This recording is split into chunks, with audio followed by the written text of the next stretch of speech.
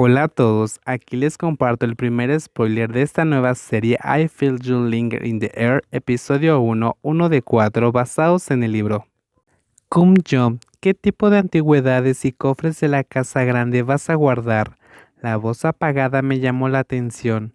Dibujé un boceto en una hoja de papel y me volví hacia el tío Chan, el carpintero jefe de Chiang Mai que trabaja para una empresa en la que yo soy arquitecto. ¿Está lleno el almacén, tío Chan? Todavía no, pero no sé qué es lo que hay en el arca. ¿Será algo valioso? ¿Qué tienes ahí? Déjame ver. Es mi cuaderno de bocetos. Salí del pabellón frente al río, a lo largo de un camión al lado de un césped recién regado. Un viento seco soplaba suavemente, sofocando el dulce aroma de la plumería a mi nariz. Pequeños puntos de flores blancas caen sobre el césped, deslumbrando sobre la hierba verde. Me agaché y cogí una. La metí en mi bolsillo. Si estuviéramos en el pasado, este tipo de árboles se habría plantado en templos, no en un hogar. No era particularmente auspicioso tener una plumería en el jardín de una vivienda. Desde hace unos años se convirtió en un árbol popular que la gente plantaba delante de sus casas y en los patios traseros de Tailandia.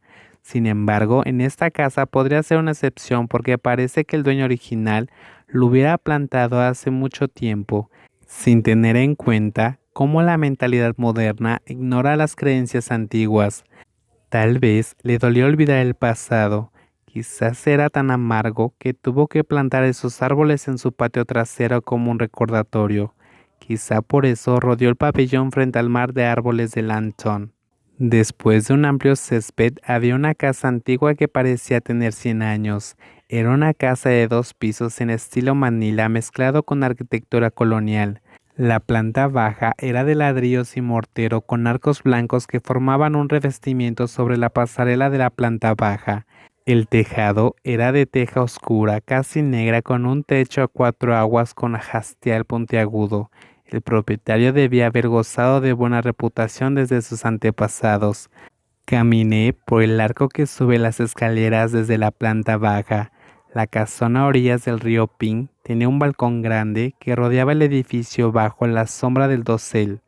El esmalte de las columnas de madera y las balaustradas estampadas se habían desvanecido un poco con el tiempo, pero la madera era duradera y había 2 cofres grandes y pesados que descansan sobre la cubierta. Un trabajador esperaba mis instrucciones.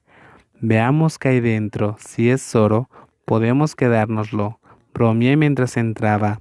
Saqué un gran llavero en mi cintura. El propietario había dejado todas las llaves por si las necesitaba. Una de la casa, otra de la casa pequeña, de la habitación, una que abre un armario y otras que podrían abrir cajones o muebles. Intenté encontrar la del cofre probando una y una, hasta que finalmente di con ella. Abrí la tapa y me sorprendí. Estaba lleno de marcos de fotos apilados, cada uno envuelto en tela, como si el dueño lo apreciara y cuidara. Abrí otro baúl y descubrí que estaba lleno con los mismos marcos, pero también había una caja de madera gruesa de tamaño pequeño y una caja larga de pañuelos. La cubierta estaba curvada hacia abajo y sellada de forma segura con una llave. Probé todas las que tenía, pero ninguna funcionó. Dejé la pequeña caja y puse el llavero en mi bolsillo antes de tomar un marco y mirarlo. Está lleno de imágenes, admiré asombrado. El papel se había puesto amarillo y la suciedad en el vidrio dificultaba la visión, pero las líneas son familiares a la vista.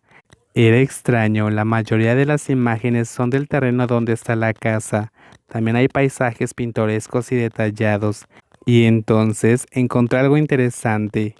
Era una imagen de la antigua estación de trenes de Chiang Mai, que es claramente distinta al edificio que se usa hoy.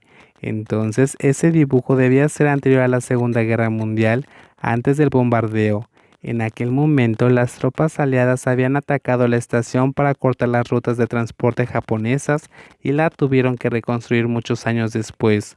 Oh, creo que eso es algo muy valioso, Tio Tan, en términos de evidencia histórica. Miré, hay bastantes fotografías de la casa y de muchas otras cosas alrededor.